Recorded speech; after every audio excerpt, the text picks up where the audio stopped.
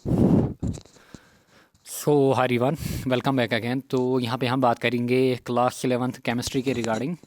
तो बहुत सारे बच्चों ने रिक्वेस्ट की थी कि सर यहाँ पे केमिस्ट्री के रिगार्डिंग कुछ इंपॉर्टेंट पॉइंट्स मेंशन कीजिए या फिर लेक्चर्स अपलोड कीजिए। देखिए, अभी के टाइम हमने आपकी जो फिज़िक्स है उसको कंप्लीट किया 11 लेक्चर्स में, 11 चैप्टर्स के। बट केमिस्ट्री को यहाँ पे पढ़ाना मेरे लिए काफ़ी डिफ़िकल्ट है क्योंकि टाइम मैनेज नहीं हो पा रहा है। क्योंकि केमिस्ट्री को एक तो काफ़ी टाइम हो गया है छोड़े हुए।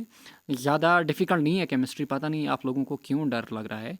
अगर मैं बात करूं, केमिस्ट्री एक सिंपल सब्जेक्ट है, अच्छे से पढ़ना होता है। एंड मेरे तो ऑलमोस्ट केमिस्ट्री में ही 12th बोर्ड में सबसे ज़्यादा मार्क्स आए थे। एंड अगर मैं जेई की बात करूं तो जेई में भी, केमिस्ट्री में भी अच्छा खासा स्कोर किया था। काफ़ी सिंपल सब्जेक्ट होता है, सिंपल से यहाँ पे पढ़ना होता है। एंड अगर मैं केमिस्ट्री की बात करूँ, जब आपका पेपर होता है वहाँ पे टू दी पॉइंट लिखना होता है, ज़्यादा बकवास नहीं लिखना होता है पेपर में। टू दी पॉइंट अगर आप एक लाइन या दो लाइन में भी आंसर करो 2 या 3 मार्क के क्वेश्चन को, आपको बराबर मार्क्स मिलेंगे। तो देखिए, आपके टोटल 14 चैप्टर्स हैं।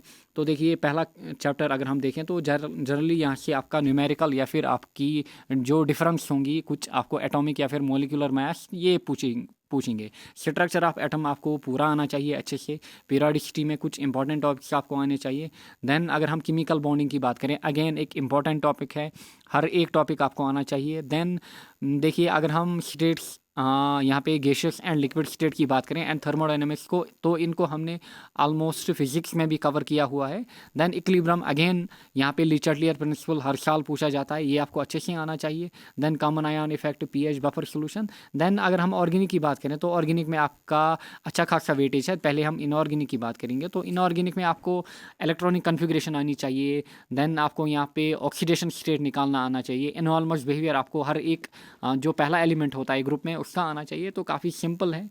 देन अगर हम बात करें यहाँ पे ऑर्गेनिक की, तो 18 मार्क्स ऑर्गेनिक यहाँ पे वेटेज कैरी कर रहा है। तो यहाँ पे आपको रेजोनेंस आना चाहिए। देन यहाँ पे आपको इलेक्ट्रोमेरिक इफेक्ट या फिर इंडक्टिव इफेक्ट आना चाहिए। नॉमेनक्लेचर आना चाहिए। देन आते हैं हम अल्केन्स, अल्कीन्स, अल्काइन्स के ऊपर, इनकी केमिकल रिएक्शंस एंड प्रेपरेशंस आपको आनी चाहिए। एंड थोड़ा बहुत इनके आइसोमेरिज्म के रिगार्डिंग। तो यहाँ पे आपको करना क्या होगा, अगर आपको अच्छे से मार्क्स लाने हैं तो आपको सिंपली जो आपके बोर्ड के लास्ट 5 to 6 पेपर्स हैं, इन्हीं को आपको प्रिपेयर करना है। तो मैं आपको एक ही सजेशन करूँगा, पिछले बोर्ड के 5 या 6 पेपर उठाओ, उनको नोट डाउन करो एंड वही क्वेश्चन आप लगाओ। अगर आपने अच्छे से पढ़ाई नहीं की है या फिर आपको डर लग रहा है, तो आई एश्योर यू कि क्योंकि यही आपका ऑलमोस्ट 70% रिपीट होगा, यही क्वेश्चन आपके 70 to 80% रिपीट होंगे पेपर में, उसकी मैं आपको गारंटी देता हूँ।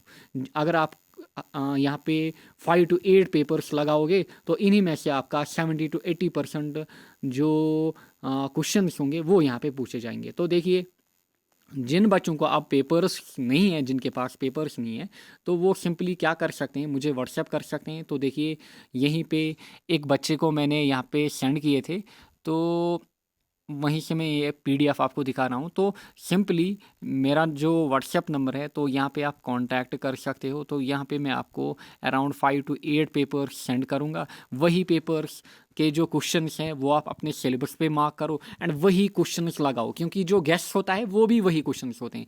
अगर कोई टीचर गेस्ट बनाता है तो वो कैसे बनाता है, जो पिछले सालों के पेपर्स होते हैं, लास्ट 5 to 10 ईयर्स के पेपर्स होते हैं, तो उन्हीं में से इंपॉर्टेंट चीज़ें वो आपको बताता है। तो मैं आपको डायरेक्टली सेंड करूँगा यहाँ पे केमिस्ट्री के पेपर्स, वही आप लगाओ, आपका अच्छा स्कोर होगा। अगर आप वो क्वेश्चन सारे अपने जो सिलेबस है वहाँ पे मार्क करते हो एंड वो क्वेश्चन आप लगाते हो, आई एश्योर यू आपके अच्छे मार्क्स आएंगे, अबाउ 80 to 90 यहाँ पे। क्लियर?